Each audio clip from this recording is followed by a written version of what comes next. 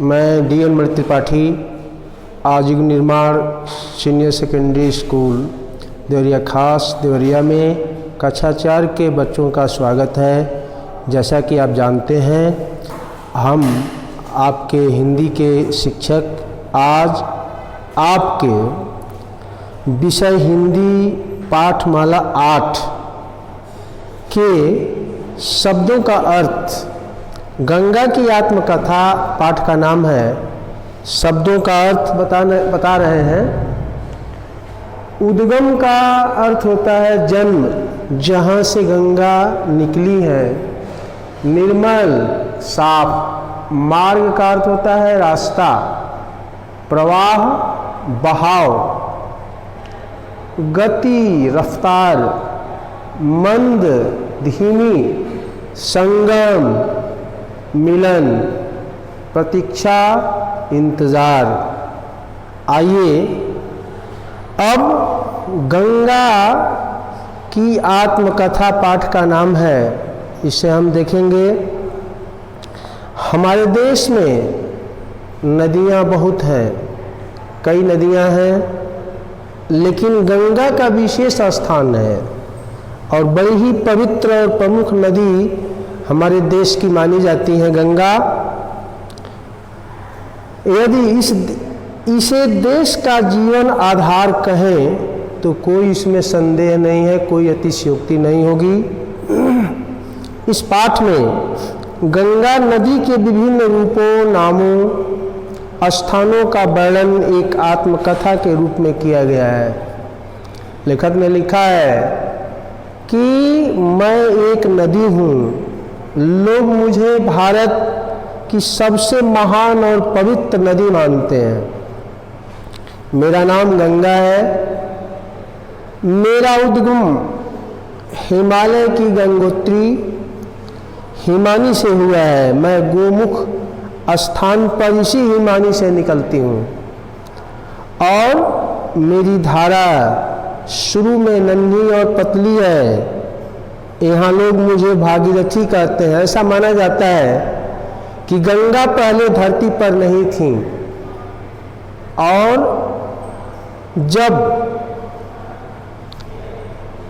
भागीरथ ने अथक प्रयास करके गंगा को पृथ्वी पर लाया था, तो उसी समय से भागीरथी नाम पड़ा गंगा का। भागीरथी हम गंगा को कहते हैं।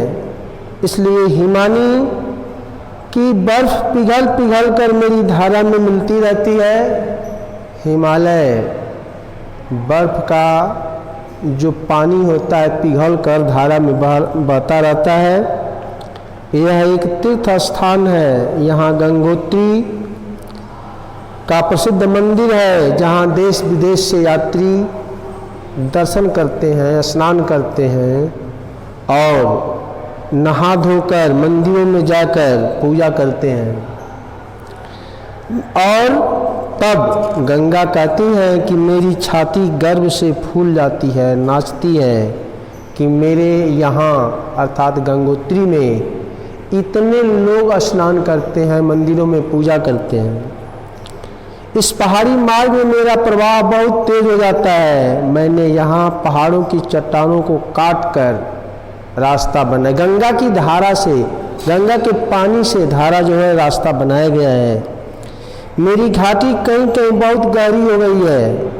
यहाँ बड़े बड़े पत्थर मेरी धारा में लुढ़क कर आते हैं। यहाँ मेरी सखी अलकनंदा, इससे मिलती जुलती एक अलकनंदा नाम की नदी है। इस मिलन के बाद मेरी धारा और तेज हो जाती। जब दोनों नदियाँ आपस में मिलती हैं तो धारा और तेज हो जाता है। देव प्रयाग के बाद लोग मुझे गंगा के नाम से पुकारते हैं। जब देव प्रयाग से यह नदी आगे बढ़ती है तो गंगा के नाम से पुकारा जाता है। गंगा के नाम से मैं ऋषिकेश पहुंचती हूँ। यहाँ मेरी धारा पर तारों से बना एक पुल है। पतले तारों से बना एक पुल है जिसे लक्ष्मण झूला कहा जाता है। यात्रियों के चलने से यह पुल हिलने डुलने लगता है। जब यात्री उस पुल पर चलते हैं तो वह पुल हिलता है। यहाँ अनेक भव्य मंदिर हैं। मेरी धारा के दोनों ओर साधु सन्यासियों के अनेक आश्रम हैं। साधु सन्यासियों के रहने के अनेक आश्रम हैं। इन आश्रमों में वे लोग तपस्या करते हैं और दवाइयाँ बनाने के कारखाने भी यहाँ पर उपलब्ध हैं। ऋषिकेश के बाद मैं हरिद्वार पहुँचती हूँ। गंगा कहती हैं कि जब मैं ऋषिकेश के बाद हरिद्वार पहुँचती हूँ तब एक प्रसिद्ध तीर्थ स्थान है हरिद्वार। पूरे साल मेरे तट पर कोई न कोई मेला लगा रहता है। हमेशा हरिद्वार में जब भी देखेंगे आप तो पूरे वर्ष भर कोई न कोई मेला या उत्सव जरूर होता है। हरिद्वार में मेरी धारा से एक नहर निकली है, लोग इसे गंग नहर कहते हैं। इन नहरों से लाखों हेक्टेयर भूमि की सिंचाई होती है। हरिद्वार में बिजली की भारी मशीनें बनाकर वहाँ कारखाना लगाया गया है और उसे चलाने के लिए पानी मैं ही देती हूँ, अर्थात गंगा नदी की से उस कारखाने को चलाने के लिए पानी जाता है। हरिद्वार के बाद मैं मैदानी भाग में प्रवेश करती हूँ। यहाँ मेरी धारा गति मंद हो जाती है, धीमी गति हो जाती है और मैं कानपुर पहुँचती हूँ। कानपुर का उत्तर प्रदेश का प्रसिद्ध औद्योगिक नगर है। कानपुर जैसा कि हम जानते हैं यह एक प्रसिद्ध औद्योगिक नगर है। इस नगर में कपड़ा बनाने और चमड़े की वस्तु बनाने के अनेक कारखाने हैं। यहाँ पर चमड़े का सामान, जूता चप्पल बैग इत्यादि सस्ते दर पर मिलता है और गंगा का पानी मेरी धारा में, गंगा कहती है कि मेरी धारा में डाल देते हैं। कानपुर से चलकर मैं इलाहाबाद पहुँचती हूँ।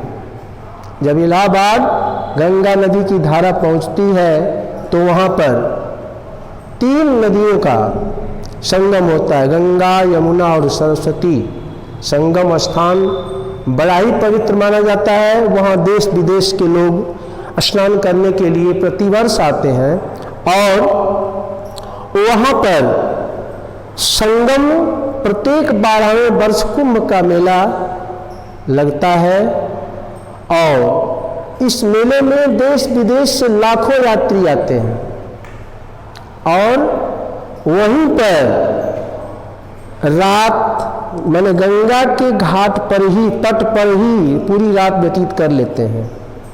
प्रयाग में मैं फिर आगे बढ़ती हूँ। निरंतर बहना मेरा स्वभाव है और वाराणसी, काशी भी जिसे कहते हैं, यह एक प्राचीन ऐतिहासिक नगर है। यह एक महान तीर्थ स्थान, संस्कृत का विद्या का केंद्र।